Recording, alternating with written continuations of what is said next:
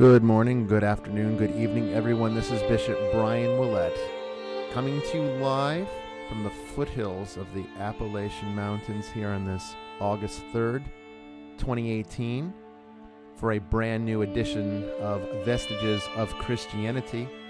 I'm here with my co-host, Joy Keeling, and we are going to be talking today about exorcism ministry, specifically the do's and don'ts of contacting an exorcist when you think you need help. It's an important subject and something that I think a lot of people should know more about. We'll also be taking your questions from the live chat room, so make sure that you log in. And we'll be, at this point, starting in just a moment. Stay tuned, everyone.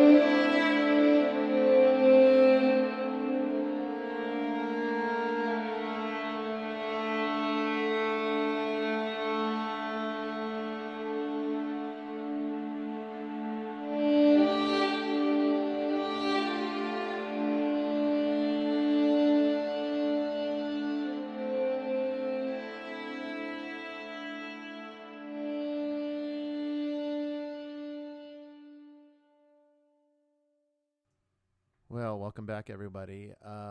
We're still trying to work out some of the sound. Skype is a terrible integration. I hate to say it. They've made some changes to Skype that have not been beneficial to those of us who must depend upon it for podcasting. Unfortunately, Joy Keeling and I live in two completely different parts of the country, and I need her to connect into Skype in order for there to be a show at all. But that integration messes up the sound recording system. And so what sounds right and what looks right on my instrumentation apparently doesn't sound right. So Sister Kateri, who is sort of one of my office staff who listens to the show in real time to give me live updates as to how the sound is going or if there's any issues coming through, she said here that the music was still overpowering my voice a little bit. That's something that's kind of new. It was not a problem until just recently. So I apologize for that. Hopefully you could hear me, though.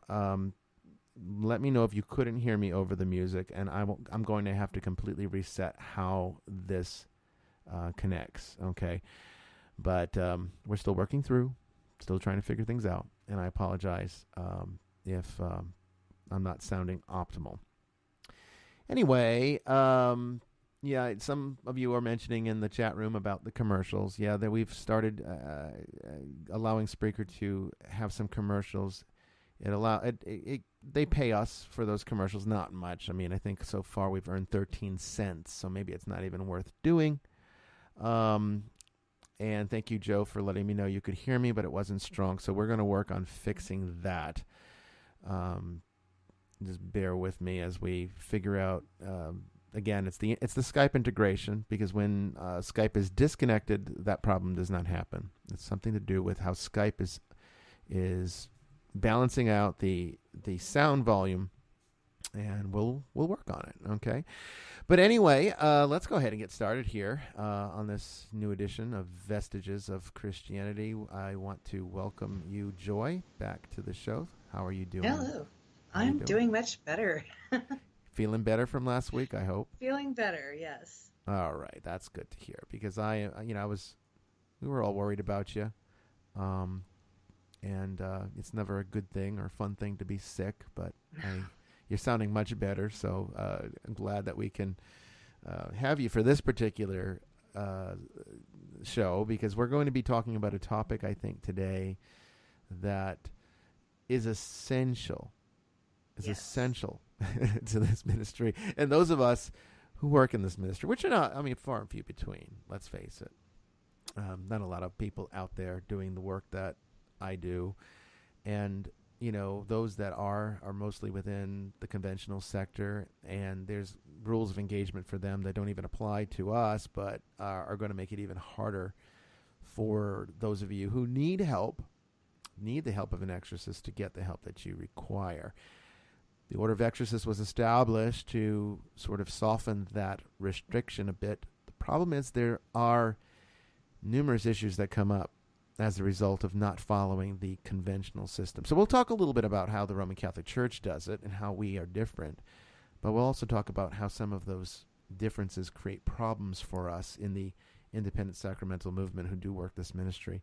And hopefully the show today will help all of you to better prepare yourself for this kind of interaction when you are reaching out for the first time to an exorcist because you feel that you have an issue that needs the help of one. And we'll also be, on the second half of the show, we'll also be taking your questions from the live chat as well as questions from the past week on Twitter. There's always so many of them, and a lot of them, deserve a much longer response than Twitter allows or I have time for. And so, again, as I've mentioned to you all before, this show was brought back, sort of a resurrection from the dead, so that we could answer these questions more directly, more deliberately, and with greater detail, and give them the attention that they deserve. So let's get started, I think, with today's subject, because I think, honestly, there might even be more questions that come from what we are about to discuss. And, for those of you who are not familiar with the way that I work, I strongly believe in the organic nature of conversation. So Joy and I do remarkably little preparation for this show. Even when I give sermons at church, I absolutely refuse, unless there is something very specific that I need to address, and I almost never do this, but only maybe once or twice in my entire career have I done this. I don't write things down. I never write things down. I never sit down and think about what's my sermon going to be this week. I never look at the readings and say, I got to figure out how am I going to apply this to people's lives. I don't do that because I like it to happen organically. I don't like to stifle the Holy Spirit. And so when I give a sermon, I pretty much completely surrender myself to the Holy Spirit and let the Holy Spirit tell the congregation whatever the Holy Spirit wants to tell the congregation. And I think if I were to intellectualize that too much, it gets in the way. Well, there's a similar thing to that with podcasting. I don't like to plan too far ahead. I like to keep it real, and I like to kind of get a very organic answer from everyone who participates in the show. So Joy does not know what the do's and don'ts are that I've set up here, but I'm sure she probably already has a good idea. I've had some ideas over the time that I've known you. I've learned a lot just from osmosis. Yeah, and I honestly, tell me if I'm wrong, but don't you learn better that way? I mean, really. Pretty much, because you're assimilating the information yourself instead of just having it handed to you. Yeah, exactly. And I think that, makes a world of difference in how we process information and utilize it in a way that it's retained for future benefit. But let's start off here. So what we're going to do is I've developed a list of 7. It might grow to 10 by the end of the show. Who knows? But I've developed a list of 7 do's and 7 don'ts of making your first contact to an exorcist. Okay? And keep in mind, this could, in theory, be applied to going to a Roman Catholic exorcist as well as to somebody working in the independent sacramental movement like myself, or even maybe somebody in a more Protestant or avant-garde type of ministry, although I would be cautious how avant-garde you want to get, because there are a lot of people who claim to be exorcists who are really not. They haven't been properly trained, and they don't understand some of the formulation that is necessary to a successful resolution to a person's spiritual crisis. So you want to be very cautious with who you choose. You don't want to just go to anybody who sounds good. And maybe that should be a don't. I don't know. But let's start off with a list of things to do and a list of things not to do when you're making your first approach. So essentially, you've got a spiritual crisis of some kind. And obviously, if it's gotten to the point that you're starting to consider reaching out to the church for help, specifically reaching out to an exorcist for help, it must have reached a point where it's bothering you excessively, because most people do not want to acknowledge that they have a spiritual problem. Most people are not comfortable talking about it, even to an exorcist. So it takes a bit of courage for a lot of people who have a genuine spiritual crisis going on to actually reach out for help. But then you got other people who are looking for other types of they're looking for different types of answers. And we're going to maybe touch a little bit upon those as well. Let's start off with one of the do's. We'll go from the do's and then we'll go to a don't, okay? And they're not always related. Sometimes they're related. The do's and the don'ts are related to each other, but bear with me. Let's start with the first one. Do expect a process, okay? Do expect a process. There are too many people who come to me, and I'm drawing this from my own experience, okay, from having done this work for a very long time and worked with countless numbers of people. This is not written down somewhere. This is not something that we teach people when they're learning how to work exorcism ministry.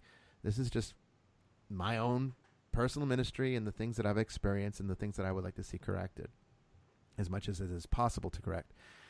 And the first thing here is expect a process. Most people expect that you are going to go in to see the exorcist and he's going to say some prayer over you, lay hands on you, do something, and you are now cured magically, as if by a miracle. Okay. Now, while that can happen, it usually does not happen, and people become very despondent when they don't see an immediate result or feel any different after coming for the first stage of their resolution process. And notice how I said process, because that's what it is. It is not something that can be handled in a very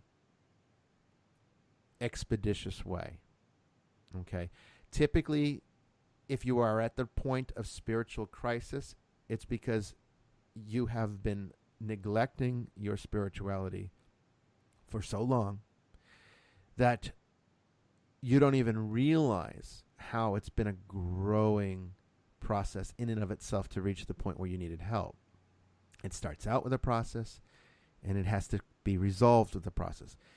Now, you can be ambushed by the demonic and instantly have a problem. That does happen. We have seen instantaneous demonic attachments when a person unexpectedly comes in contact with such an entity. That does happen. But most of the time, even then, it's a process of not having been properly prepared spiritually for encountering such a thing, which is part of our Christian obligation. And that's what I like about Vestiges of Christianity over Vestiges After Dark. The one advantage that I think this show has over the other one is that we can talk in Christian terms here more freely. And that is important, okay? Particularly as it applies to this ministry. Because a lot of people out there are not Christian who listen to me or follow me or learn from me. And that's fine. And I certainly do accommodate those various worldviews. And I try to explain things in ways that their worldviews would accept. But here on this show, I'm going to just give you the hardcore realities of the Christian religion. And I chose to be a a Christian. I chose to be a Catholic. Okay, because I tried numerous other systems, and I found things here that do not exist anywhere else. And when it comes to the removal of a demon, there are almost no equivalents out there. The Catholics really do it the best. Okay. So expect a process. Expect that you are now, when you go in to see the Exorcist, initially it's going to be most likely just an interview, asking you what's going on. And then there's an extensive assessment process.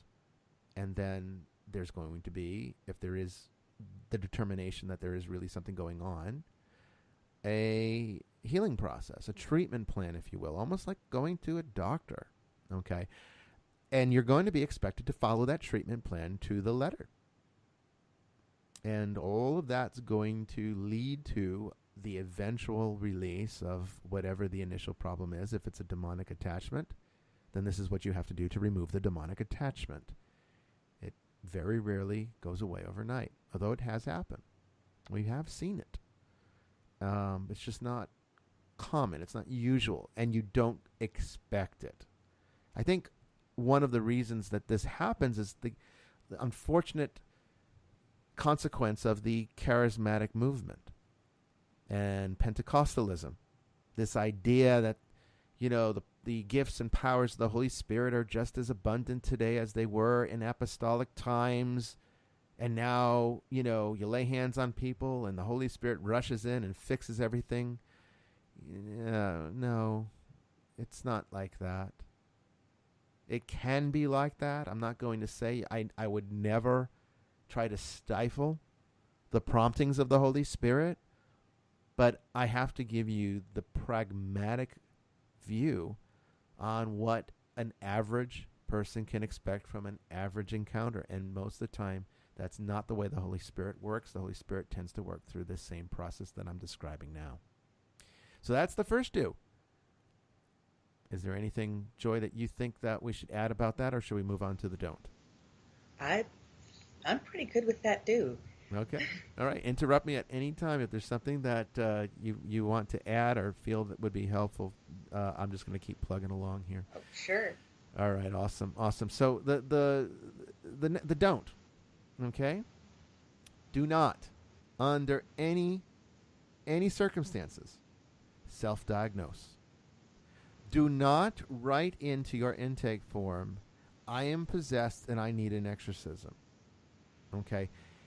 Believe me, we get this more than you can possibly imagine, and it is almost irrefutable proof that you are not possessed.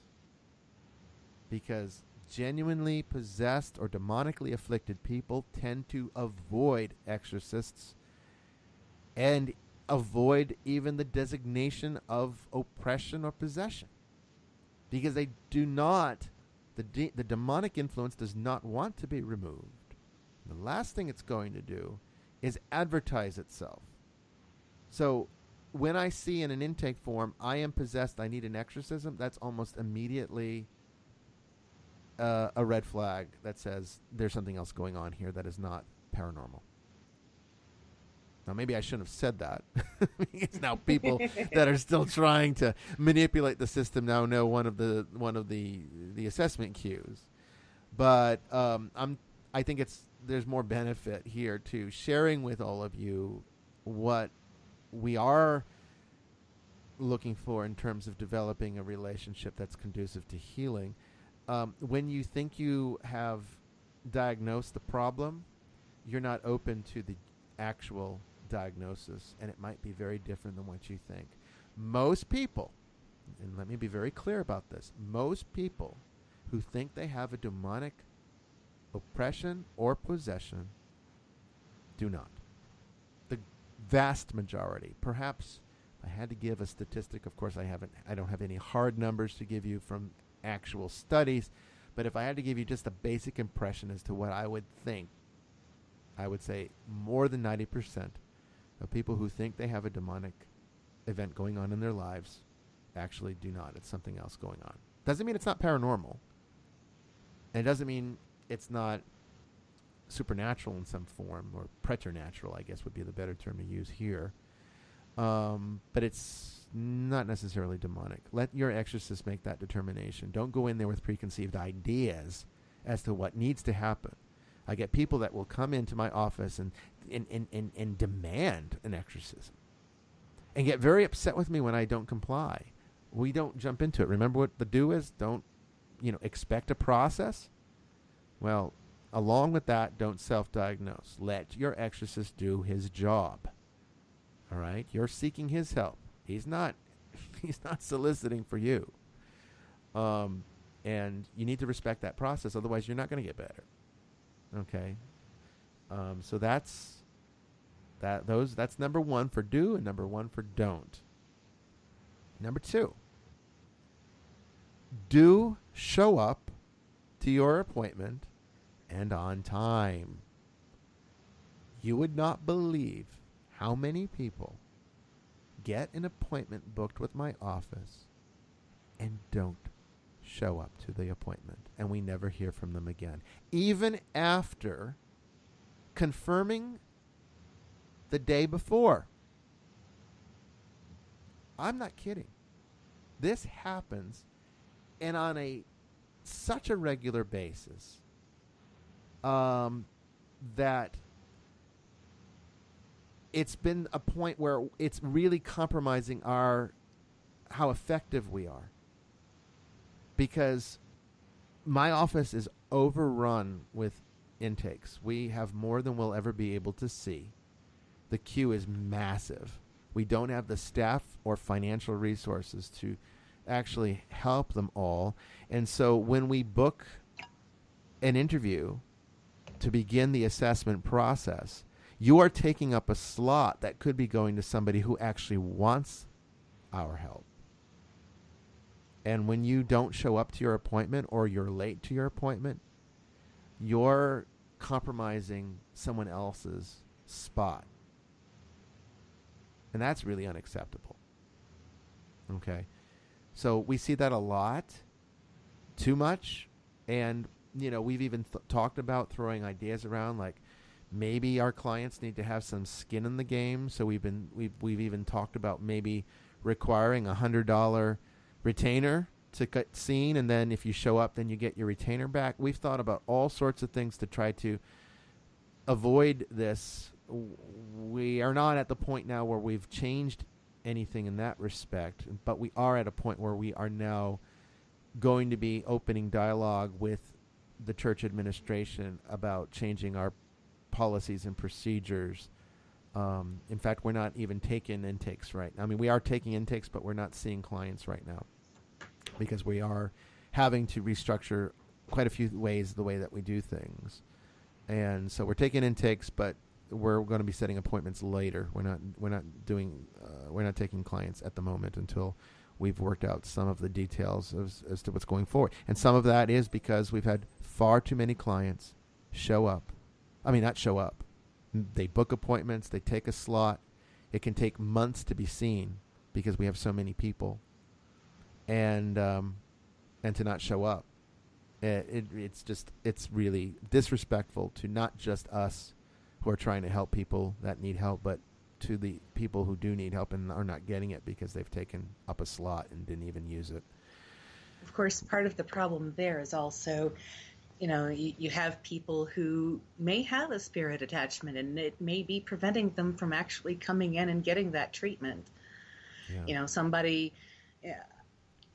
Somebody who genuinely has an attachment may have trouble even filling out the intake form, let alone making it to the location and talking to you about it.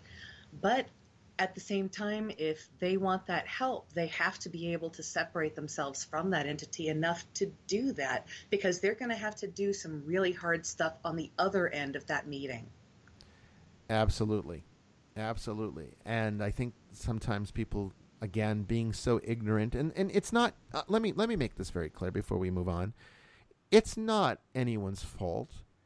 The Roman Catholic Church has made this such a taboo topic, made it so mysterious and inaccessible and unapproachable that there really is not a lot of good information out there. And a lot of people don't know what to expect. But, I think we live in a world where it's pretty obvious that correct protocol is when you make an appointment with a professional organization, that you keep it, or you call with advance notice to cancel and reschedule.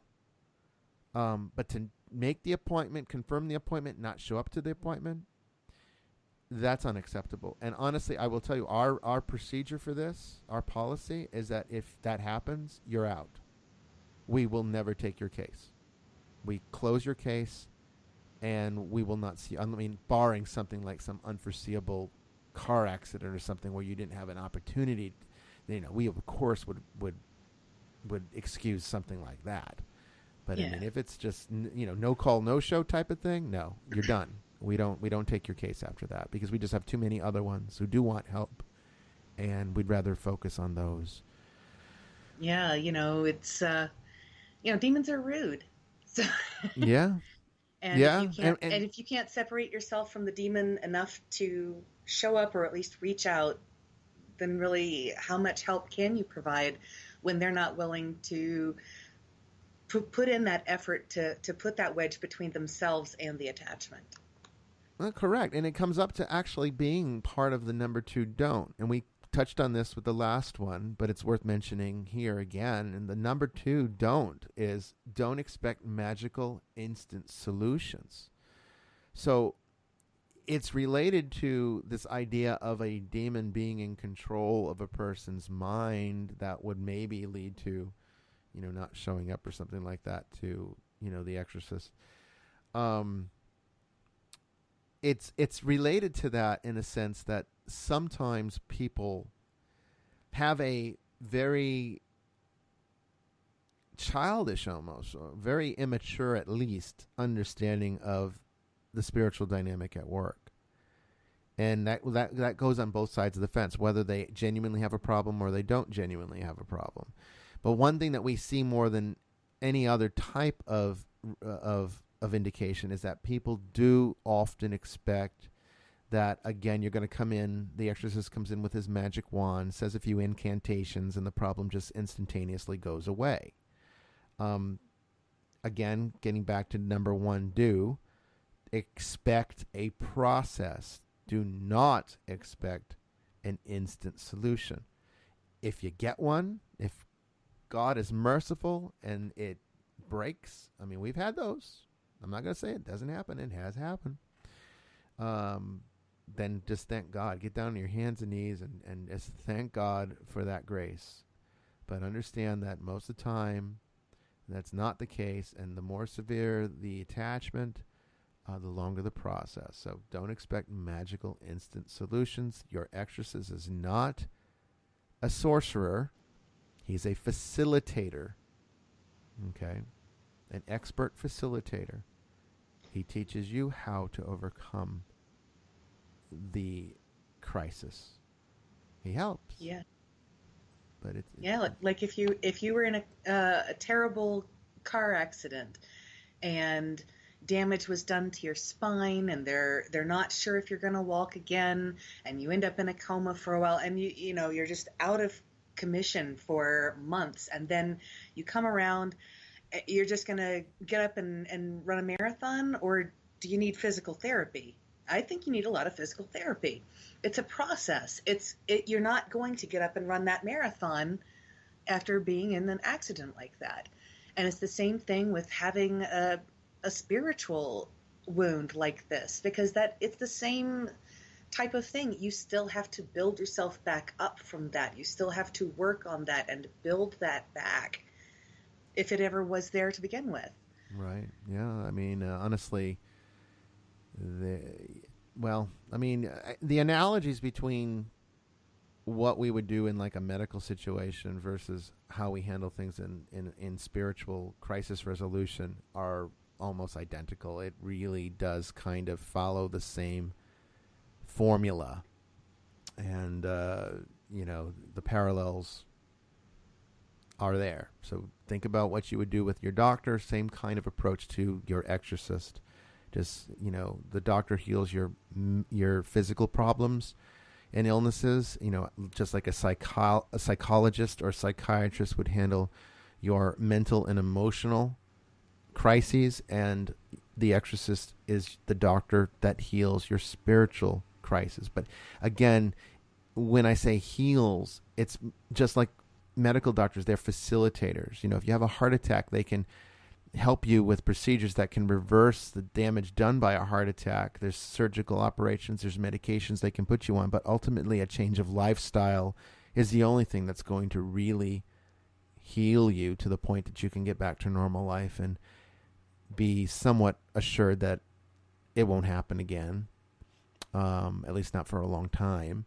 Doctors are facilitators. Exorcists are facilitators. And yes, Tara says in the chat room that an exorcist is a spiritual doctor. 100% agree with that.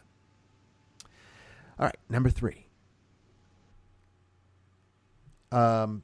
Do expect to provide a full psychological assessment.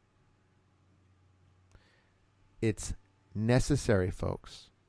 A lot of people come to the exorcist first. They're afraid of doctors. They're afraid of psychiatrists. They don't want to go. They don't want to entertain the possibility that maybe it's all in their head. And of course, if you follow me in metaphysics, you know that anything that's in your head is probably the only real thing. But that's more of a topic for Vestiges After Dark. Right now, we need to take into consideration that when a person comes to us with the need of, or what they believe is a spiritual crisis that is the result of a demonic or spirit attachment, we need to rule out physical and psychological possibilities. We need to have some kind of psych eval to go on. We need to know what medications you're taking. We need to know what diagnosis you've received. And that's part of the assessment process as well. So do not be offended when, before you even get your appointment, the office asks for your psychological papers or to bring them, because sometimes we need them. Sometimes we don't, but a lot of times we do. And believe me, we're going to definitely need them before we were to start with a full solemn rite of exorcism. Certain types of blessings and things wouldn't require them per se, but it's nice to have that information. So that's a part of this. And if you come to an exorcist before you've even seen a psychologist or a medical doctor about some of the symptoms that you're having, then we will probably ask you to go and get that assessment before we proceed.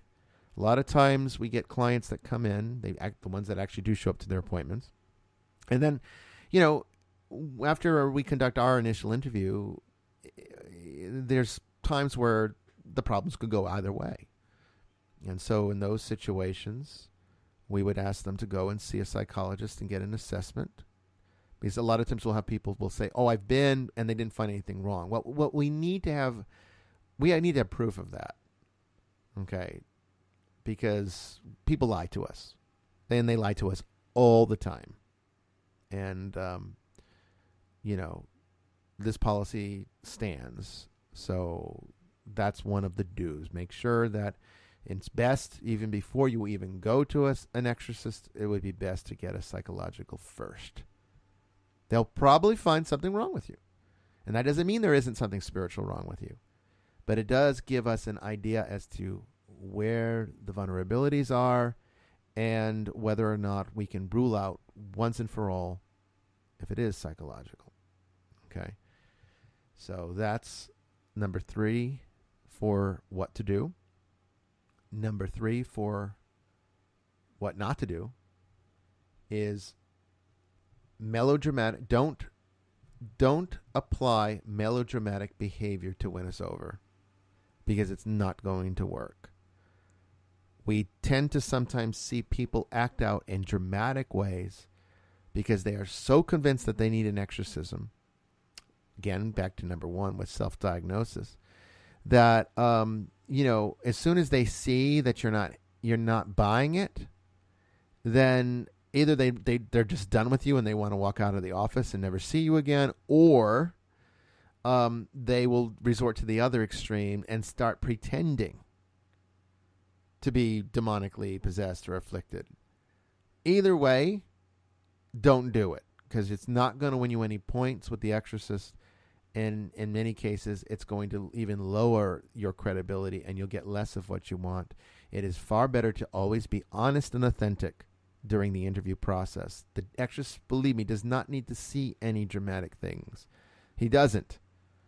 If you have a genuine situation, they will be able to detect it and they will know how to resolve it without you embellishing. Okay, so that's one that's not terribly common, but we've seen it from time to time. There is malingering in this. Sometimes it's worse now because of my notoriety from being on Travel Channel. And even though, it's only been 3 episodes of Ghost Adventures, they air them, they re-air them all the time. So, chances are I'm on any month and new people see me. And that notoriety, well, it's gotten the word out that there is help. It's also, unfortunately, had the side effect that I think sometimes people just want to kind of feel like they're part of the show in some way by if they came to, and if the Exorcist from Ghost Adventures, assessed them. It's like a notch on their belt or something. And, they get some gratification out of that. And that's, again, that's another, it gets back to the kind of making an appointment and not showing up. It wastes time. So, if you feel you have a spirit attachment, by all means, reach out for help, but don't fake it just so that it's more convincing. Believe me, a skilled exorcist will be able to know without the melodrama. All right. Number 4 for do. Do support the ministry that you go to financially, because most credible exorcists do not charge for services. Okay. There are many that do. And if they do, I would run the opposite direction, because they're in it for the wrong reasons. But that's not to say that operating a ministry of this kind is cheap and affordable, or should be completely free of charge to you, the client. You are still seeking the time, attention, and expertise of, usually if you're coming to me, you're coming to a group of 7 people who are all taking time out of their lives to reach out to you and help you. The least that you can do is support them. Support the ministry that supports you. So, again, this is something we see in this work often, where they feel that, religion should be free, spirituality should be free, and if he's not asking for money, then I'm not going to offer any. And honestly, that's really poor form, because I can tell you the costs of running this ministry are astronomical. Even to this day, 10 years later, we are still in an operational deficit. We do not receive the monies that we need to operate correctly. And we're a long way from that, because even once we've balanced the current expenditure budget, we still haven't paid salaries. Everybody in this church, including myself, works on a volunteer basis only. Some of us, like Sister Kateri and myself, do it full time. It's actually full time and a half if you really count hour by hour. And we don't get paid anything for it. Not a cent. Okay? All of it goes into the ministry operations, which are inadequate. Anything that we do get goes into ministry operations, and it's inadequate. It doesn't support everything that needs to be done. Not to mention that getting regular monthly support, which is what we are desperately in need of so that we can form operational budgets, that's the one that we get the least of. We'll get like one-time donations, but weekly or monthly donations, far and few between. Even the people that come to church often don't leave anything more than a change, pocket change in the donation basket. All right, that makes it very hard for us to form a budget, and we need more support than that. So if you're going to utilize an exorcist who's probably going to have to invest, on average, for a genuine case, let's say you have genuine demonic possession, okay? On average, your exorcist is going to probably have to invest close to 20 or 30 hours into you in order to get you from the point of where you're at to being fully healed, and perhaps even more after the 30 hours is over to give you follow-up help. 30 hours of professional care, okay? And to not support him, to not support his ministry is very, very selfish on your part.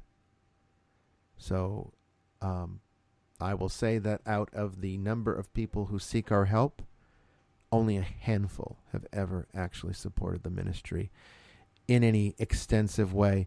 And out of that handful, only a few have given weekly or monthly after that.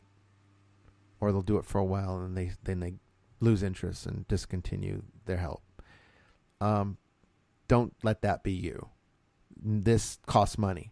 Okay, they might not be asking for me. Might not be charging you, but if we're working on a completely donation-based level, you owe it to them to support them, and so that they can continue to help other people who need it. And that gets us to number 4 of the don't. Don't be entitled. Don't come into the exorcist's office demanding this or demanding an appointment or thinking that because they've got a queue of 50 cases ahead of yours that somehow you have a worse case and that you deserve to be seen before everybody else. This is another big thing we see. People will call us. They'll ask for an appointment. They expect that they can be seen like tomorrow. And then my office will, look at the schedule and tell them that, give them when they finally get their appointment, it's like 2 or 3 months out, and they flip out. They have a conniption, because I can't wait that long. Well, yeah, you and everybody else. But it's interesting because these same people who are so demanding of us for our time to get an instant appointment, they're also the same ones that don't even support the ministry. So it's like, well, maybe if we received regular support, then we could expand our office staff and we could actually reach more people more quickly. But that's not the case. We are only volunteers. Many of them have, unlike myself, but most of the people on my administration staff work full-time day jobs and then have to do this. Okay. And that's because I can't afford to pay them. And I can't afford to pay them if people don't support this ministry. If they don't support this ministry, you can't complain when things don't happen the way you think they should happen. And we are an independent Catholic church. Sometimes I think people think, oh, it's Catholic, so they've got all those riches in the Vatican. Maybe they should sell a Michelangelo and then they'd be able to support the ministry. Well, first of all, we don't get financed by the Roman Catholic Church, because we're not affiliated with them in any way other than spiritually, philosophically, apostolically, but not administratively, certainly not financially. So don't come in demanding things, because everyone that's there to help you is there out of the kindness of their own heart, and they don't need to do it. We could all just say, you know what? We're done. We're tired of being unappreciated, which we are. We're tired of being disrespected, which we are. We're tired of being unsupported, which we are. Not at least adequately. God, thank you. I thank every day for the people who do support this ministry, especially those who do so regularly. We could not continue to operate without you, but the majority don't. How many times have I asked on this podcast, if you like this show, support it? We don't see.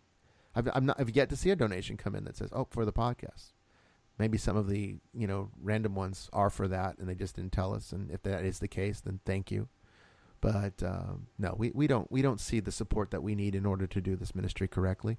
So don't be entitled when you do ask for help, and we're not able to handle your case as efficiently or quickly as you'd like.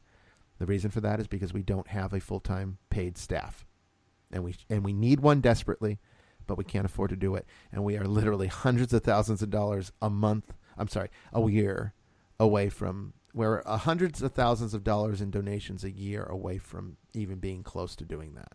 So we're a long way away. And that's one of the things that I think not a lot of people even realize.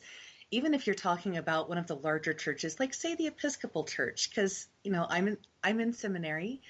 I was studying to be an Episcopal priest, and one of the things that people don't seem to realize is it's not some big coffer where you dip your ladle in and get your share of the money. If your church itself is not solvent, it will go bankrupt and die, and it will have to close. And it will basically be your fault because you couldn't handle the money. And that's something that we had to learn, when we're going into the ministry, is how to wrangle the finances. Because if you can't get your support out of your congregation, out of the people that you serve, then you don't get support. Even among the richer churches, they're not being financed by some larger, it's not a corporation. They have to be able to support themselves fully. And if they can't get that money, then they have to close. And there are a number of churches all over the place that have closed because of that reason.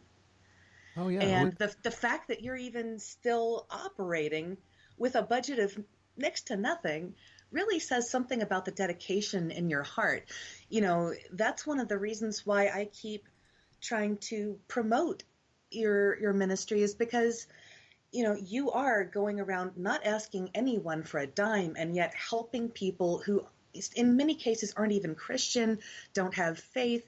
They just are in a spiritual crisis and they need that help, and you are there for them. And that is something that I have heard so many people complain about. Why don't churches do this? Well, you're doing this and you're still not getting the help you want. Yeah, and I mean it's just not lucrative, honestly. Yeah. Whether you realize it or not, whether you want to accept it or not, church is a business structure. It is a nonprofit, and nonprofits do operate on a business strategy.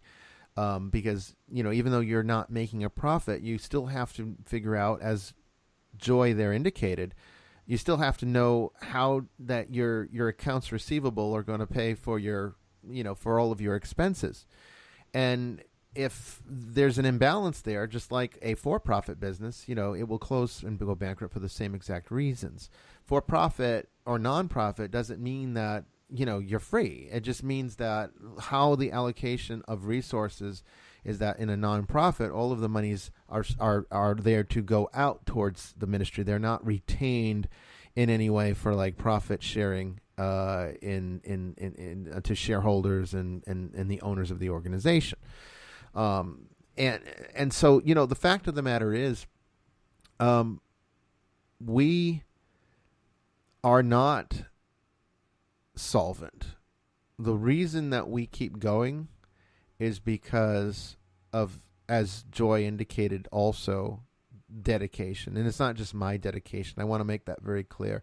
It's the dedication of not only those out there who do volunteer their time to this ministry, but also those who are supporting it out of their pocket. Because, what a lot of people don't realize is that all of the clergy in this church, they pay for it themselves. All of them. They don't get paid to do the work. They pay to do the work. That's not right. That's not fair. But that's the way it is, and it's the result of the fact that a church does not have a service it can sell. It does not have a product it can sell. It has to depend exclusively on the kindness and charity of its members. And when those members fail to do that, and in this case, being able to work a ministry, that's an outreach with exorcism, it's the clients that have to pay, but we can't force them. We can't say, you don't get to see us unless you're paying, whatever fee we want to charge. No, we can't. Okay. Because, not that exorcism is simony. Simony would be more along the lines of like selling the sacraments. That's absolutely prohibited. You could never like charge for baptism. You can't charge for Eucharist. That's extremely immoral. But, exorcism, a church shouldn't charge for it, but they're under no obligation to offer it either. And if you're looking at it from the vantage point of departments and what departments make money and which departments cost money, exorcism is just pure drain. So this is why most churches won't do it, because it does not pay for itself.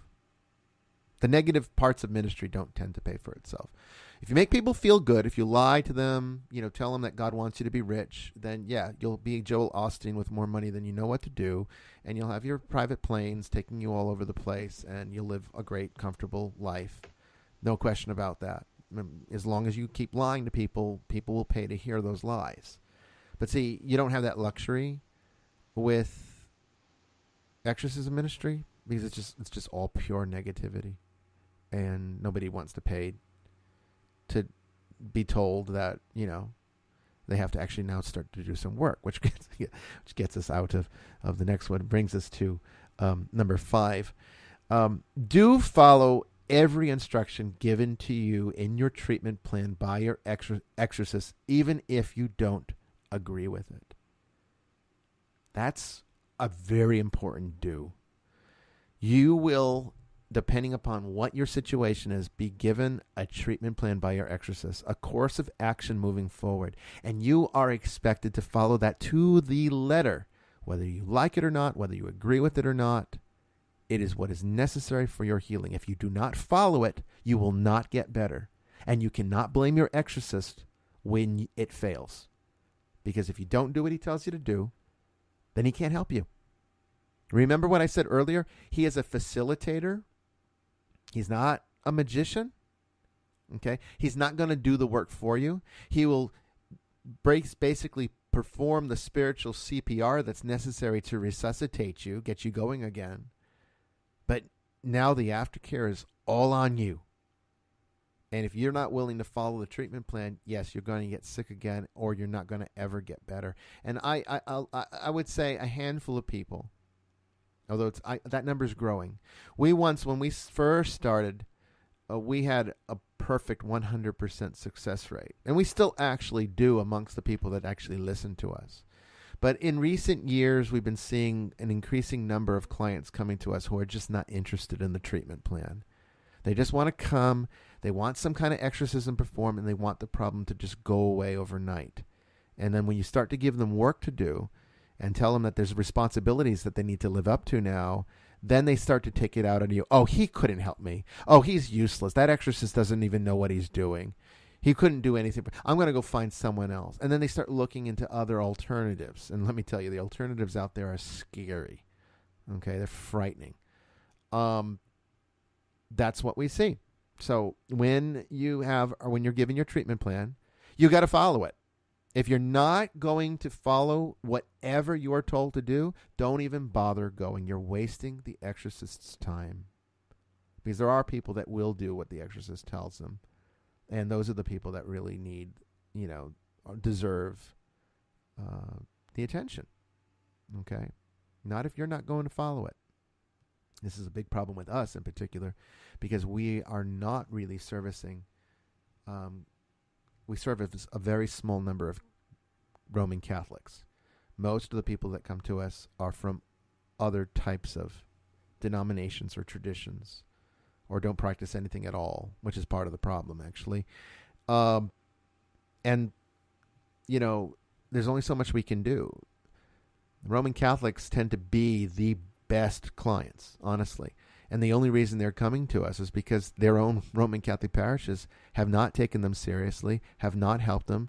Calls have gone unanswered. This is a regular problem. We hear it all the time. It's unfortunate. Should not be happening. But thank God we are there to help those who need that help. And, but you still got to do your end of it. I like to look at it, if you're looking at it from a ratio point of view, all right, I would say your healing is 25% dependent on the exorcist and 75% dependent upon you and your willingness to get better. Which brings us to the fifth don't. Don't think you know more about your problem than your exorcist. You're going to him because of his professional expertise. You don't go in there, kind of gets us back to self-diagnosis. You're not going in there because, you think that you just want validation, although I think some people do come to us for validation. They just want to be told that, yeah, guess what? It wasn't psychological, it was spiritual. And then don't fight your exorcists. Don't try to complain and say the diagnosis is wrong. Trust in the process and let him help you. You do not know more about your problem than he does. Trust me. He is trained and skilled and knows how to help you. He cannot do that if you think you know more than he does.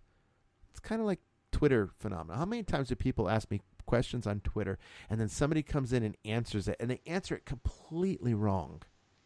Completely wrong. Somebody was asking about baptism this week on Twitter, and they wanted to know if you're baptized as a baby, do you need to be baptized again as an adult? They were wondering about the difference between being christened and being baptized, and if there is a difference. And it's like, no. And then somebody else came on and said, oh, yes, absolutely. You need to be baptized as an adult when you accept your Lord Jesus. You accept Jesus as your Lord and Savior. And that was a distinct Anabaptist idea, which, of course, if you're not familiar with church history, the Anabaptists believed that it was perfectly okay to baptize someone again if they didn't know what they were doing the first time. Oh, you were an infant. Well, now you're an adult and you have to make this conscious decision. So we're going to baptize you again. Well, there's only one baptism for the forgiveness of sins. That's part of the Council of Nicaea. And that was established in Council of Nicaea, exactly. Yeah, the Nicene Creed. It's right there in every Catholic and Orthodox recites that every Sunday. Correct me, but I believe the Episcopal Church does as well. Do they not? Oh, yes. Yeah. Yes. Yeah. So, it's part of the liturgy. Part of the liturgy. So it's right there, one baptism, because there was one death and one resurrection. There weren't multiple. Christ didn't have to come back and die several times. Christ didn't rise from the dead several times. It was one sacrifice to end all sacrifices, which means our participation in that sacrifice only requires one act of grace, and that is the act of baptism. So, this person came on, and, honestly, if it was an open forum where we were just talking religion, then, yeah, okay, come on in, give your thoughts, give your opinions, but don't come to a Catholic exorcist page and then start answering questions for him with your own personal worldview that does not align with the ancient teaching of the church. That irritates me, that irks me when I see that.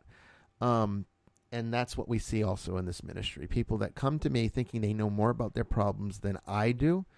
And if you think you know more than me, then why are you bothering me? Go solve your own problem if you're so knowledgeable and skillful. You don't need me. I mean, why waste my time? Just go handle it. Why are you contacting me at all if you're not interested in what I have to say about it? Because they're looking for validation. Okay, and so sometimes people's egos are hurt when you don't validate what they think it is or what they want it to be. And sometimes they don't like the treatment plan that comes with it, which we're going to actually get to here in a moment. Let's do one more, and then we'll take a break. Number 6. Do expect conventional medical and psychological assistance to be part of the healing process. Just because You have a spiritual crisis does not mean there are not physical, emotional, and psychological consequences to that. That's normal. Okay? Believe me, you're not going to go through the trauma of a demonic oppression or attachment or possession without emotional and psychological consequences. You just won't. There are going to be some. And sometimes your own emotional and psychological and medical vulnerabilities open you up to demonic attack. And then the best way to handle that is for each category to be dealt with according to the expertise of the category.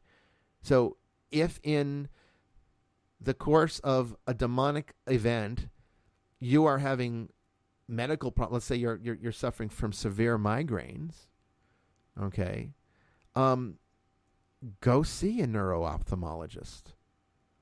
Go see a neurologist and follow his care. If he puts you on some kind of medication, Imitrex or something, take it. Don't discontinue your medication because now the Exorcist has validated that you have a spiritual issue. Work with the entire treatment team, which might include your medical doctor, which might include your psychologist or psychiatrist, which might include your exorcist or the team that works with your exorcist in follow-up. Okay? Don't discount the conventional just because the spiritual has been validated. We see that sometimes. People want to make it all spiritual. Well, nothing's all spiritual. Okay? If you have a stomach ache, it might have been caused by a demon.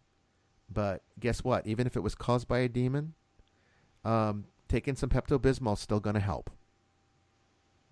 Okay?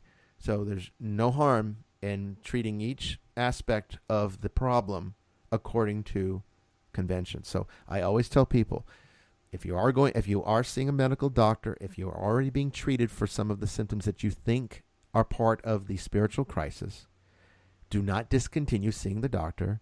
Do not discontinue any of his treatment.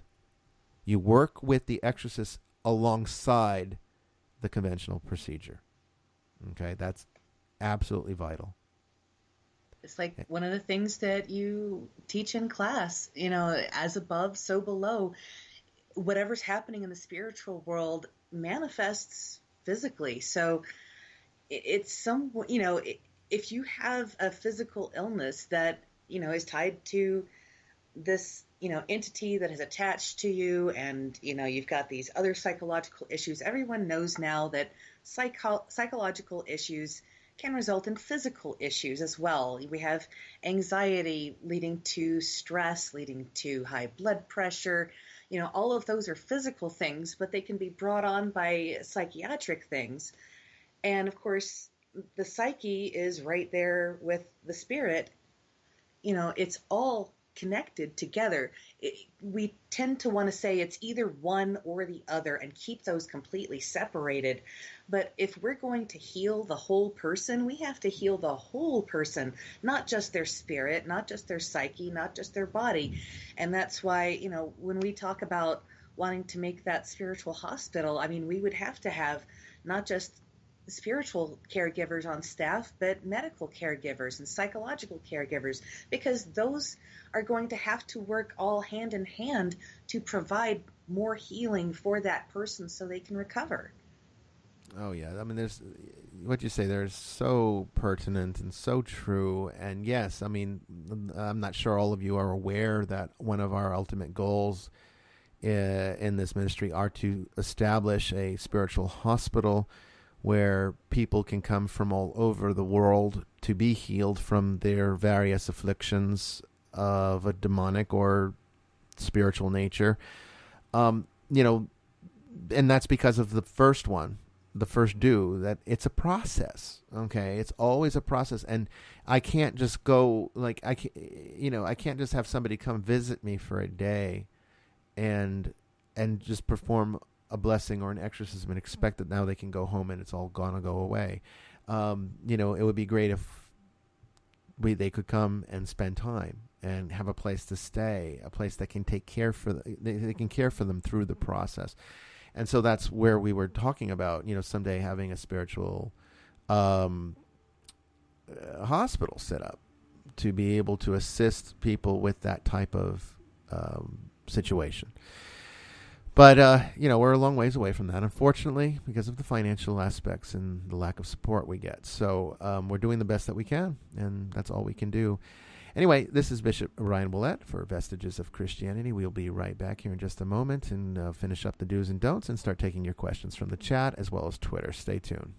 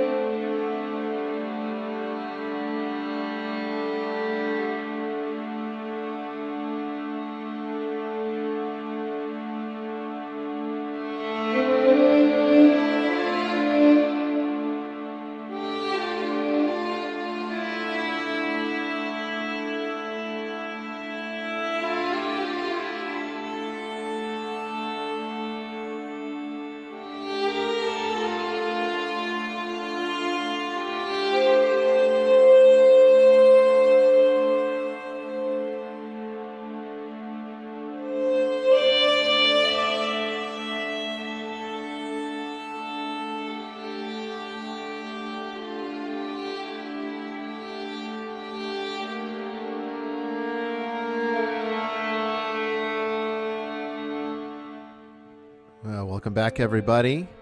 This is Bishop Brian Willett with co-host Joy Keeling as we discuss the do's and don'ts of paranormal investigation. Got some interesting questions or actually comments in the chat room that I'll cover as well. Hopefully you can hear me now over the music. Did it work better? Let me know. We'll be exploring different avenues as we move on here, but let's go ahead and I'm looking where Julie says it's annoying when people think of the church as it's a business on the riches of the Vatican. And, the church does so much to help people out there around the world. I mean, honestly, that is absolutely so true because, why don't you just go after the Smithsonian? I think the Hope Diamond is in the Smithsonian, if I'm not mistaken. Why don't... Absolutely, that's where I saw it. Yeah. I mean, why don't we sell that and go and give that money to poor Americans? We can't because, these are national treasures. They are to be protected for posterity. They are priceless in many ways. And the same thing goes for the Vatican. I mean, all of the treasures, the Michelangelos, everything that is part of the Vatican is part of the they belong to humanity. They're just stored in, as the Vatican's a custodian to these objects, but they don't really have the right to sell them for money just because they happen to be there. The Vatican is also a country, the Vatican City, and so these are protected objects, just like the objects in the Smithsonian are protected objects, and we can't just sell them. It's kind of like that argument, well, we could have sold that ointment and given the money to the poor, that argument that Judas made. Yes. Yeah, good point. Good point. It is like that, and what does Jesus say? The poor you'll always have with you, but me will not always be with you. And, maybe we need to focus back on personal responsibility instead of always looking for somebody else to take care of our responsibilities. And that's really what it comes from when people say, oh, the Roman Catholic Church is so rich, they don't need the money. Well, no, that's basically you trying to justify the fact that you're too cheap to give it. And I hear too many times when people say, oh, I would give, but I've got this going on. When this gets better, I will give something. You'll have no many times how many times I hear that. And guess what? They never give. It never gets better. It never reaches their perfect comfort zone where they're like, okay, now I'm at a point where I can start giving and helping. They never do. There's always an excuse. Don't give me excuses. I don't want to hear excuses, okay? If you don't want to help, don't help. Just be honest with me. I don't want to help. And that's fine.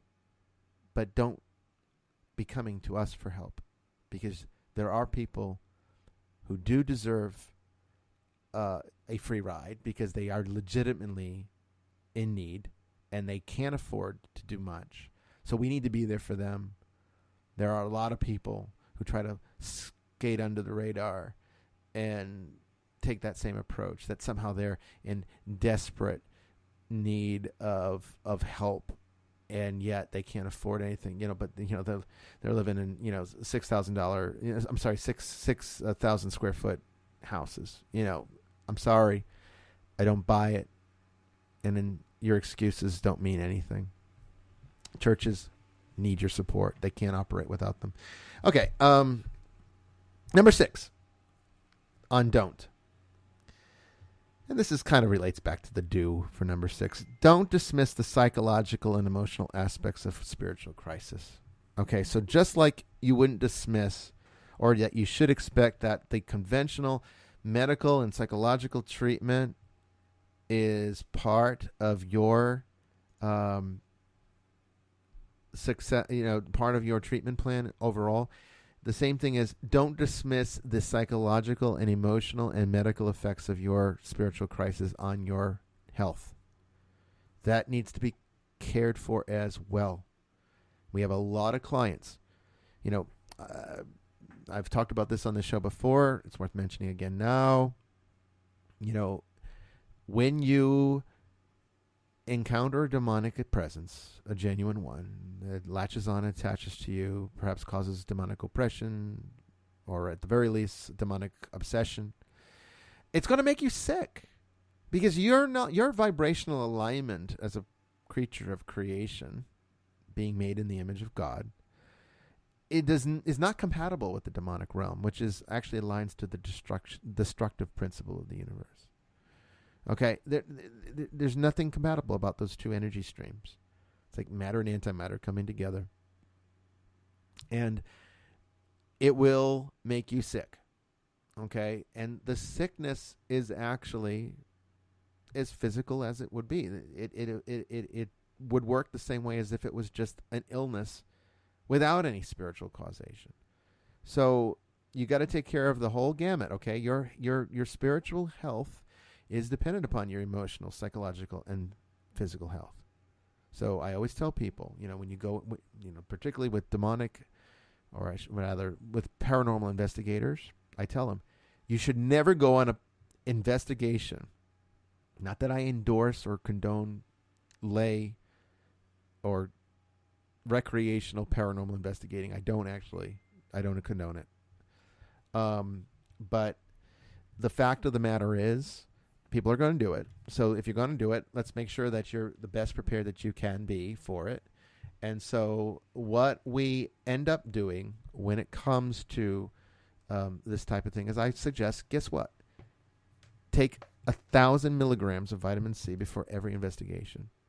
I think when the first time I told my team that, they laughed at me. I, to this day, bet they don't do it.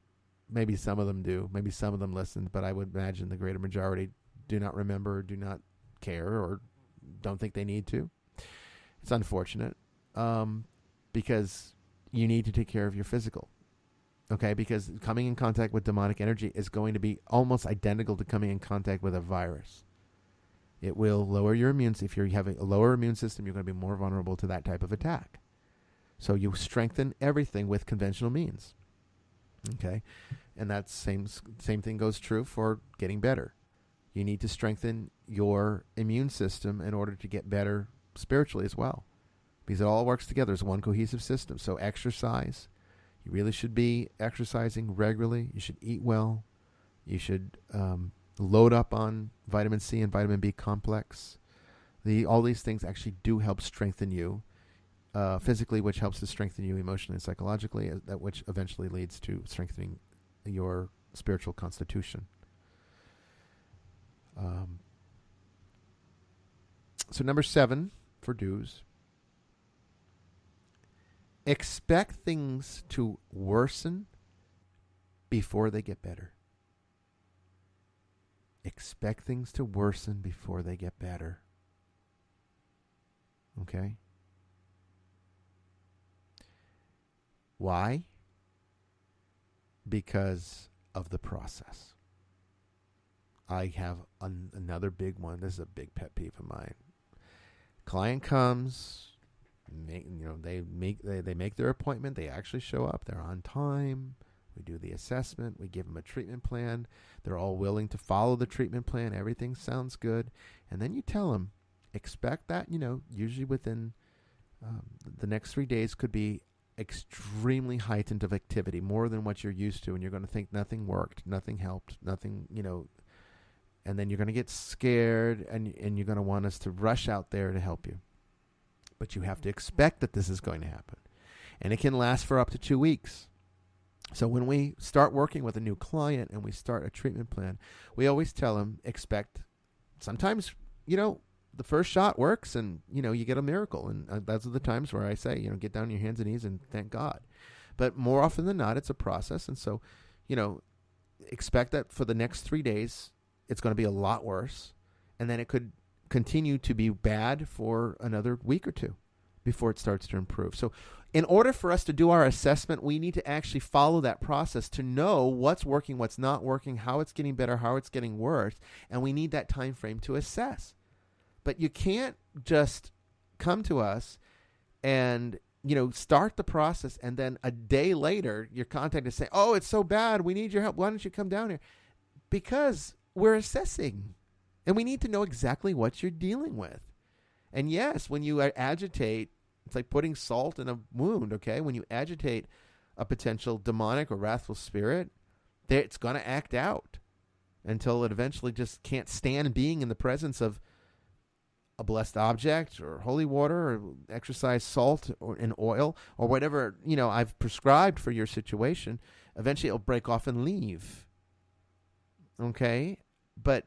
And then only the strong ones remain, the persistent ones, the ones that have a personal vendetta typically. And that's where, we start to have to look at exorcism. But we don't start with that. We start with just, the least severe methodology, the one that's going to be the easiest one to get through for everybody involved, and see if it works. But they always want instant results. It gets back to the magical thinking. Okay? Don't let that be you. Understand that things will get worse before they get better almost always, and that's normal, and that's to be expected. And that doesn't mean that the exorcist didn't help, and it doesn't mean that the blessing didn't work. In fact, it means that it is working. Okay? It's just like, let's use another medical analogy. It's just like when you have cancer, you might feel completely fine, not even know you have cancer. And then You go to your doctor and they find that there's cancer, and then the treatment is going to, let's say, be chemotherapy. Well, guess what? Chemotherapy is going to make you feel like crap. That doesn't mean that, the treatment's not working. It actually means that you're getting the necessary treatment for the type of problem that you have. Okay. And I have a question. Yeah. When you have a person who's encountering these problems, for days and weeks after their initial interaction with you, doesn't that help you pinpoint what type of entity, what kind of approach you would need? Yes, absolutely true. And we need that information. It's part of the assessment process. And if we were to just rush in and start doing exorcisms, well, let me tell you, there are entities out there that are bad news for human beings that actually respond more effectively to other types of solutions than exorcism. And we would not know what we're dealing with if we don't follow through with the whole plan of action to see how the entity or the alleged entity responds to the various stages of the treatment plan. So, yes, it does help us pinpoint because, like, for example, if we have a person who is describing something that sounds like a demonic infestation, and yet, we give them some tools to work with, they go home, they use them correctly, and then it gets really bad, but then, after 2 weeks, it's gone, then we know that we did with the least minimal amount of intervention, we solved the problem. But if it's continuing to go on after 2 weeks, or it's gotten worse after 2 weeks, then we know that we're dealing with something that's more serious than perhaps a wrathful spirit or just a classic haunting or something that would be much easier to resolve. Then we know we're dealing with something more malignant. And that information gives us a great deal to work with. So, yeah, I never discount, the stages of the process just because a client wants something they want to be free of it more quickly. Well, you know what? Being part of a church community and acting out your faith, particularly as a Christian, is going to do far more for you than having to resort to spiritual intervention on behalf of an exorcist. I can be completely honest. People ask me all the time, how do you break an attachment? How do you do, how can I protect myself? This is a big question. We're actually going to do a show on it. But I'll give you guys who are listening to this episode a little bit of a foretaste. And honestly, I've said it on Twitter recently. I'm going to say it again. All right? Make sure that you're baptized. That's number one. Number two, receive Eucharist daily if possible, weekly if that's all you can get to because of, you might live in a rural area or be far from the church, or maybe the church that you go to does not have daily Eucharist. There are some out there in the smaller towns that don't. At least weekly, okay? But you should be going to every Mass. And every required Mass. Daily rosary. Pray the rosary every day. And go to reconciliation, the sacrament of reconciliation or confession, as often as you need it, but minimally 2 times a year. Okay? Do that. And you do it with confidence in your faith. You do it with cultivation in your relationship with Christ. You will never have a demonic attachment. Ever. Okay? The only way you would have one is if you did not do those things. And sometimes, you come late to the party. But when you meet an exorcist like myself who teaches you what you need to do, start doing it. And listen. And it might take a while to develop the grace that you need to move forward. But that's okay. It's all about getting well again. And so, understand that the thing to take away from this is that just because things got worse doesn't mean it's not working. And sometimes that actually means it is working. Which brings us to the last don't. Don't think the Exorcist can cure you without your participation. Okay? If you think the Exorcist is going to do all the work, you are greatly mistaken. The number one thing that I prescribe when people come to me with a genuine demonic event, regardless of severity or what kind of thing it might be, is I tell them you need to start coming to Mass. And they don't want to hear it. The Catholics don't tend to mind. They will usually go to their own Roman Catholic parishes, which is perfectly fine. I'm not there to steal people from the Roman Catholic Church. I just want them to receive the sacraments. You can come to my church. We have a mission church, and we have, usually 1 or 2 masses a week, sometimes more during the holier times of year, but at least 1 or 2 a week. And you can receive Eucharist with us, particularly if you're not really a big church person, or I understand parish politics, and not every parish is all that great. So we try to, have a very small type of operation for people like that to get well. Come. Don't stop coming when things get better, because that's absolutely the opposite. You're coming back to develop that relationship. That relationship has to be cultivated continuously for the rest of your life. You can't do that without the help of the church. Don't give me this spiritual but not religious bullshit. Okay, that is bullshit. Okay, I've said this before on Twitter. Spirituality is the power behind religion. It's what powers your religion, but you need your religion to actually harness that power and use it. It's kind of like putting gasoline into a car.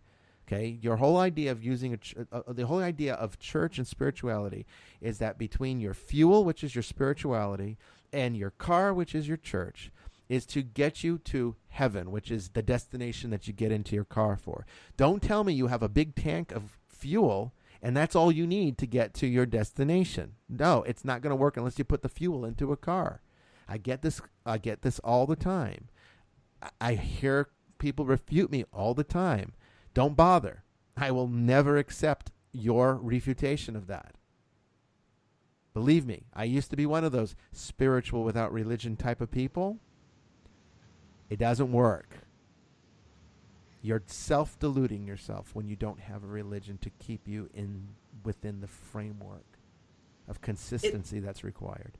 Basically, to take that analogy a little bit further, if they had that tank of gas and then just decided, I'm just going to detach this tank of gas and spread it everywhere instead of having a car, which is a structure to put it through, where that structure would provide an internal combustion engine and make the wheels go. But instead, you decided to spread the fuel all over the place and light it on fire, and now you have a great big bonfire. Yay! Let's roast marshmallows. Yeah. But you're not going anywhere. You're just lighting a fire, and it's burning in its one spot. And see, I love that analogy because it's exactly what happens in the terms of self-delusion that I'm talking about. Because, yes, if you just take all that fuel and you just light it on fire, you're going to have this spectacular display, and you're going to think, wow, this is really doing something. I don't need the religion anymore.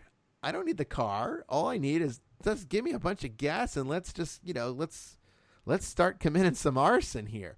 It'll create some great dramatic effects, but you end up just burning everything down. In the end, you've got nothing left. You've destroyed any chance you had at getting to your destination. In fact, if you're not careful, you might have destroyed the destination too. And see, this is the thing. You can't do that. You can't do that. You need religion, okay? You can hate religion all you want. You can hate on it all you want, but religion's like a gun, okay? Guns don't kill people. People kill people with guns. Guns don't kill people because they have minds of their own. Same thing with religion. Religion, yes, it causes a lot of problems in the world, and a lot of people think we'd be better off without religion, but it's not true. In fact, maybe even a better analogy between religion and some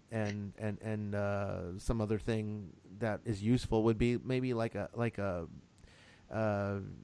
chainsaw.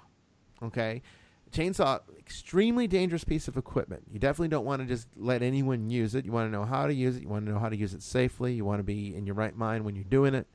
Okay, and it could be misused. Yeah, you could take a chainsaw and create a chainsaw massacre with it. But the fact of the matter is, it's not the chainsaw that's dangerous or evil as much as it is the inadequacy and incompetence of the user.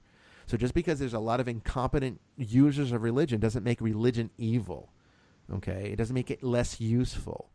It just has to be skillfully applied, as everything in life needs to be skillfully applied. And if you can't do that, then you need to seek help with how to do that.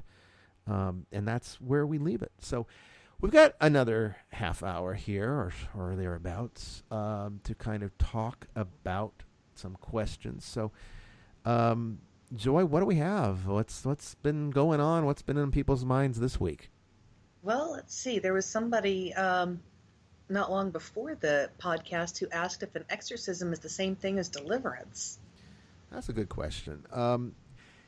The Protestant denominations will tend to use them interchangeably almost. In fact, they don't like the word exorcism as much because it sounds too Catholic, and they'll use deliverance, which gives it sort of almost like a more relaxed laity type of approach. But in reality, they are two different things. Deliverance is informal prayer. Anybody can offer it.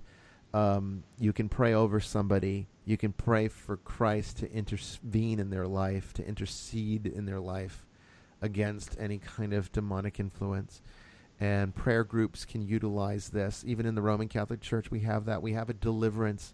During a formal, solemn exorcism, we would have a deliverance prayer group working at the same time, usually praying the rosary or something like that to help. Deliverance would be mostly useful for minor attachments. They do not help people who are possessed. And that's where you get into the formality of exorcism. And exorcism is a formal rite that where the demonic entity is violently extracted from the victim. And in my case, we take it a step further and destroy it. Okay. So they're different, even though the semantics gets confused. Kind of like the difference between a spirit and a soul. Everyone uses that interchangeably now too, but they're two very different things, both to the ancients and even how we look at things metaphysically. Nice. Yeah. Another question we had was, do you believe there are no animals in heaven? Souls go to heaven. Where do animal spirits go? Oh, I remember this one, and that's something that we intended to talk about on one of the previous episodes, but I guess we got carried away. Yeah. And we never actually covered it. This is a question I get a lot. People have their beloved pets. I am no exception. We've got 3 cats here. And, you get attached to your pets. They become members of your family, and people cannot bear the thought that they would not be able to see them in the afterlife, considering since our time with our pets is really relatively so short. You get a big dog, you're lucky if you get 11 years with a big dog. Cat might give you twice that time if you're lucky. But typically, an indoor cat, 16, 17 years is pushing it. Outdoor cat, forget it. You're looking at probably 8 years. So you don't get a lot of time with your pets, and you want to be able to see them again, just like your other loved ones, your human loved ones. So it's a natural thing. Problem is, there is this little thing in Christian theology that shows that the type of soul that a human being has access to is one that involves reason. It's a special kind of soul, okay? And we are the only part of the creation that was made in God's image. Animals are not made in God's image. Okay, and the only reason that why we have the ability to be immortal, eternal, is because we're made in God's image. That's how we were originally designed. Animals were not designed to be immortal.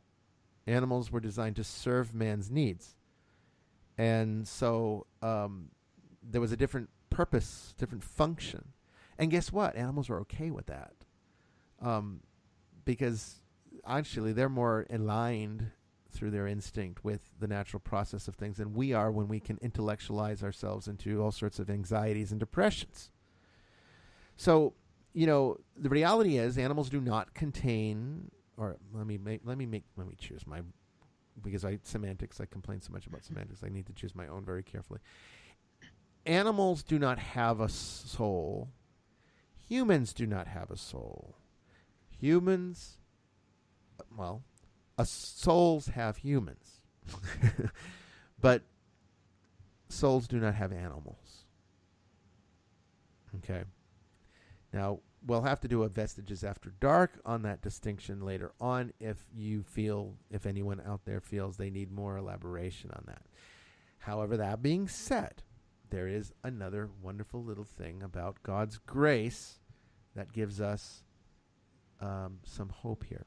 So, again, because human beings were made in God's image, which means that we were originally designed to be immortal, and thus we have the proclivity to be immortal as soon as we can remove the consequence of original sin that has damaged that natural cosmic function. We can then proceed to eternal life through the grace that's offered in Jesus Christ's sacrifice on the cross.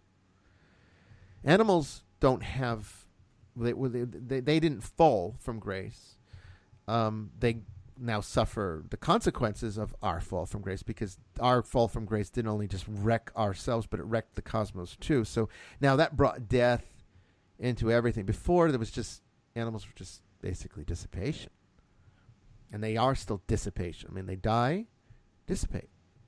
Same thing with the unsaved, as we discussed on previous episodes here about, what happens after death. We've already covered the fact that when a person who is not in a state of grace, does not die in a state of grace, they will enter into a state of dissipation after death, and they just break apart. The energy part of them is recycled and then redistributed into a new individual. This is honestly the reality of reincarnation, but it's not the same person that comes back. It's just the energy that comes back. And the energy has imprints that can sometimes give a person a memory of what that energy was attached to before. But in reality, it's a completely new person. Okay, so there really is, the church is correct, there's only one life to live. And so what's eternal life? Well, eternal life is forming a state of permanence where that energy is, yes, recycled, but it's recycled back into you, so that you retain your integrity, body, spirit, and soul, which ultimately leads to the resurrection of the dead at the end of time, when Christ returns and the parousia occurs. So what happens to the animals? Well, normally, the animals just dissipate. Okay, this is why you don't typically have like hauntings from your Thanksgiving Day turkey. Okay, the bones and the carcass that you throw into your trash can after a wonderful Thanksgiving meal don't come back and haunt you. Why? Because animals, particularly those raised for the purpose of human consumption, are just dissipate. Okay. Oh, I don't know. I've had some meals come back and haunt me. Well, that's a special case, but typically speaking, your turkey, you won't see your turkey, all of a sudden clucking its way, through your living room, at night, unless you maybe your meal wasn't, you had a little too much to drink, or the tryptophan got a little, your tryptophan levels get a little too high. But realistically speaking, animals that were cultivated for human consumption dissipate almost immediately upon slaughter, and that's it. What about pets, though? Pets are a little bit different, right? Because we develop a relationship with them, and we get to share some of our divine life with them through that relationship, just as Christ shares his divine life with us through the relationship we cultivate with him. So that creates a different dynamic for these animals, and our love of them can create a type of spiritual attachment. This might be perhaps the only kind of attachment that can be seen as beneficial. But if a person's heaven, and we know heaven to be a place of perfection, in other words, it's perfection in every in every conceivable way, that heaven has to be complete in every conceivable way for those who participate in it. So if your completion requires the presence of your pet, then the grace that you passed on in that relationship to that pet can raise them as well. And so, therefore, our pets can participate in the joys of heaven if we need them to be there. But otherwise, animals just dissipate. And yes, Joe says good. Joe gives a good point in the chat room. He says this explains why there's no dinosaur ghosts. Yeah, because they dissipated long ago. Long ago. Hope that answers the question. I don't know if there's any more that we can say about that. You have any other thoughts, Joy, on that one? Not on that topic, no. All right, well, let's move on to the next one. Okay. Well, there's a question from Joe. I'd be interested in hearing from the bishop and co-host Joy about Joy's health issues and possible connection to her path getting closer to God. Is it a form of attack, or am I way off base here to the possibility?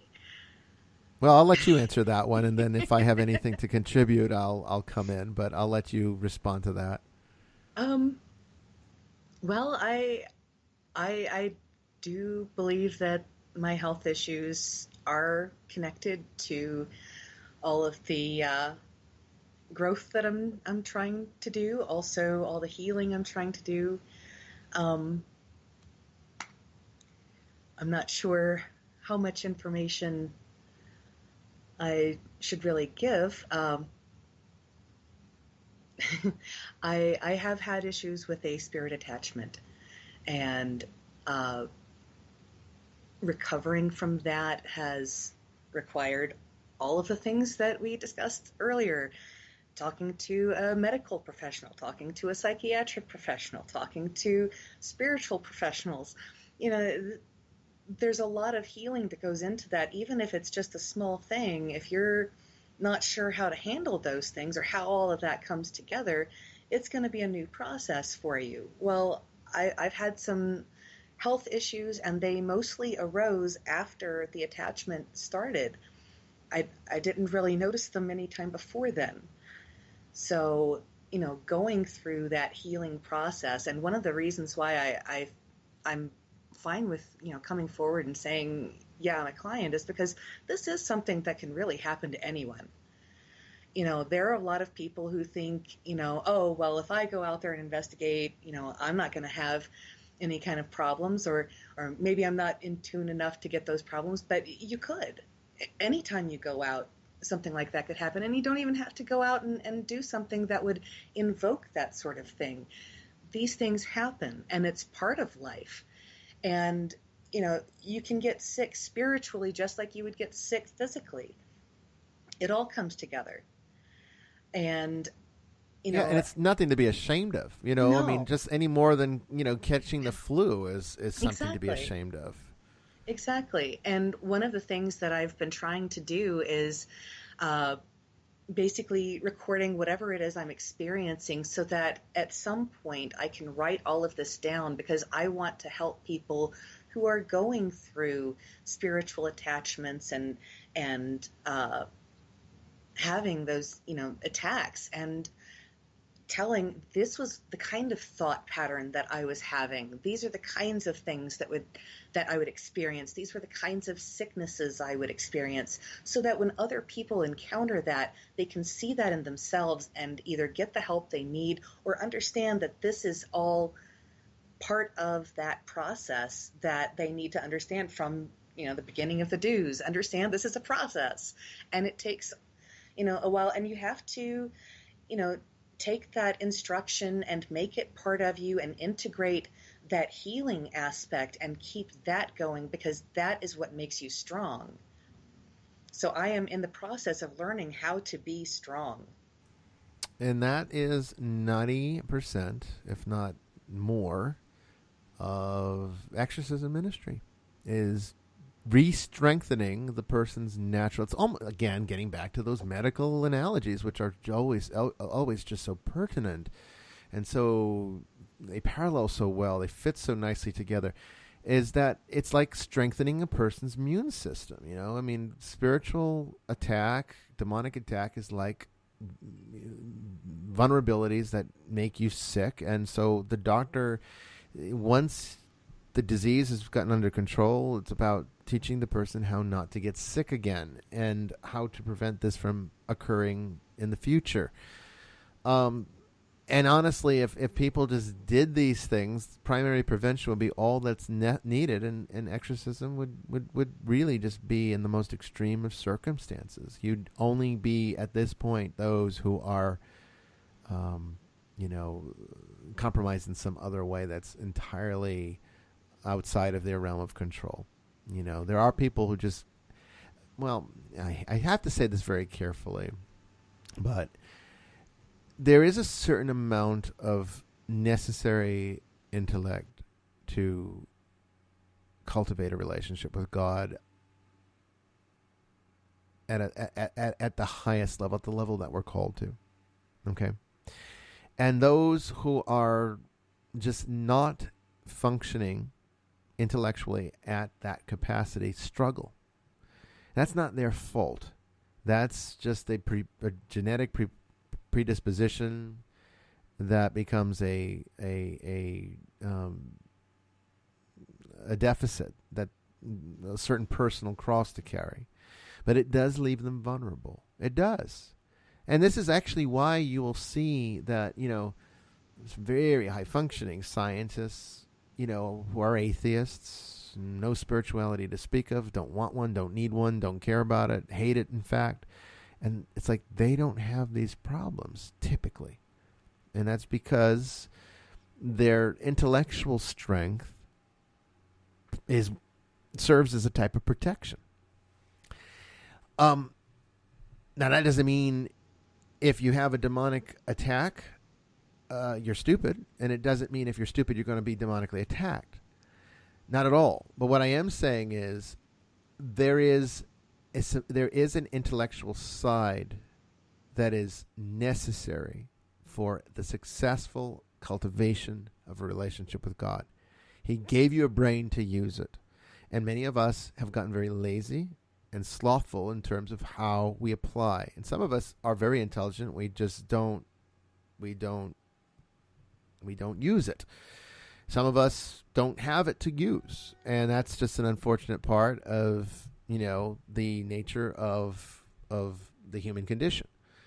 But what I am trying to say here is that understand that there are going to be elements to the healing process that does require an understanding of God. It's not just enough to go through the motions.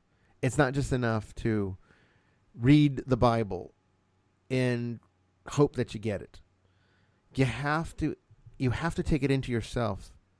You have to reach the point of understanding. And if you pray for that grace, you will be given it. I promise you, you will be given it. But there is an intellectual side to it. And we can't discount that. I think too often people discount that part of it. Because it is. I mean, philosophy is complicated. Theology is complicated. It doesn't belong to the highest realms of academia for nothing. But all that stuff can help you to avoid these kind of problems. Now, Joy, I really appreciate you being open and honest about your own personal struggle with spirit attachment. And I think, it is very helpful for others to hear that somebody who is very, you are, whether you accept it or not, a brilliant person. And, you understand theology in ways that, I've met priests that are not able to understand it as well as you do. So how could somebody like you, suffer something like this? And then it comes down to the fact that there are people that are targeted specifically by the demonic because of their usefulness. And that is something to consider as well. So, and of course, when I encountered this, and realized, oh my gosh, I need help. I need to go see the bishop like now. Yeah. I I was so scared because I thought, man, I'm trying to go into this field and here I am afflicted by it. But then I thought about it and it's like, I could use this experience to help other people to be able to connect to people who are going through it and Yeah. say, look, I've been there. And also to say, hey, this doesn't need to have a stigma attached to it. We're trying to heal everybody here. And it doesn't matter what you've been through. What matters is where you're going Where you and going? what you're doing from this moment forward. Well said. Well said. And I hope you take that. I hope everyone out there takes that advice because, this is what how's it go? A pound of prevention. I mean, an ounce of prevention provides a pound of cure, something like that. Something like that. Yeah. There's nowhere is it more true than in this type of ministry. So keep that all in mind. We probably have time to take one more question, if there is one. Well, I know Joe asked another question about, it was a while back. Let's keep scrolling. Okay, just from watching the Ghost Adventures episodes or basically any other paranormal show, it appears to me that these people and families don't regularly practice their faith, pray, or have a daily relationship with God. So And he's talking about the people on the show, or just the people that need help from the show. I think it's the people that need help from the show, like Okay. the people you were called out to serve. Yeah, I mean, yeah, I would say in all three cases, none of them were active participants in any type of church or any kind of religious system that could have brought them protection. Hopefully, they have found a church or something that would help and work for them. But, there's only so much that you can do. And see, one of the things that does, it's almost made me question whether or not I would ever or should ever do another Ghost Adventures again. Because one of the drawbacks is that I don't get a lot of time to work with them, and I don't have the resources within the ministry to do adequate follow-up. And so, there is no such thing really as just going out there in one afternoon or one evening and fixing.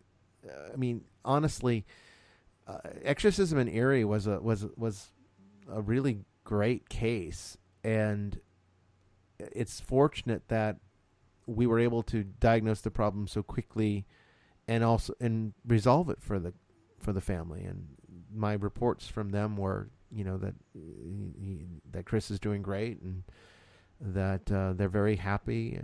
His mother even donated, to the church and out of gratitude.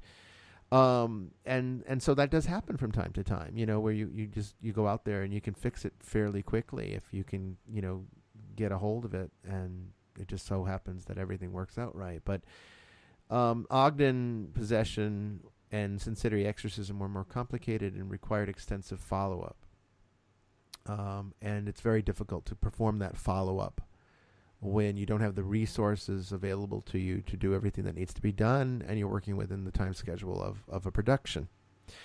So there's that element, but in every case, the recommendation is always get to the sacraments. Get to the sacraments as quickly and as you. And even in exorcism in Erie, you saw I provided unction and Eucharist for Chris, and he did remarkably well with that. It helped him, and we are called to a life of holiness, as like Kelly says right there. Actually, is it possible that because we're called to holiness, those that are making gains in their relationship with God, that they could be more vulnerable because Satan wants to stop that? Yeah, I mean that is always a risk. It's part of the trials and temptations of being a human being in a fallen world, to test our faith and to strengthen us through that trial. But honestly, it's important for everybody, and one of the challenges to this work is having to work with clients who don't want to be a part of a church. And honestly, if you don't want to be a part of a church, if you're not going to commit to some type of religious or take some kind of religious commitment, you probably should waste the Exorcist time. I hate to say that, but it's true. Not that I don't want to help you, not that I don't want to see you. I do, but I want to see you well, and I know how you're healed, and only Christ can heal. The Exorcist is a facilitator, but it's Christ who's the true exorcist. It's Christ who's the true healer. And if you're not willing to develop a relationship to him through his church the way that he set it up, not the way you want it to be, the way he set it up, then guess what? You're not going to get better. And I need to spend my time on those who are willing to work on their own spiritual cultivation. But that brings us, unfortunately, to the end of this episode of Vestiges of Christianity. Joy, thank you so much for your contributions, for being here. I'm so glad you're feeling well. And I'm glad that I'm able to speak this time. I was actually worried because my voice has been pretty hoarse. I wasn't sure how I was going to sound. Oh, I understand. But, you're doing great, and it's just nice to have you back. But you guys, we will be back on, is it the 11th or the 10th of August? It's the 10th of August at 9 p.m. Okay, that's mountain time? Mountain time. Sorry. Yeah. So it'll be 11 p.m. Eastern Daylight Time and 9 p.m. Mountain, which I guess is 8 p.m. Pacific, right?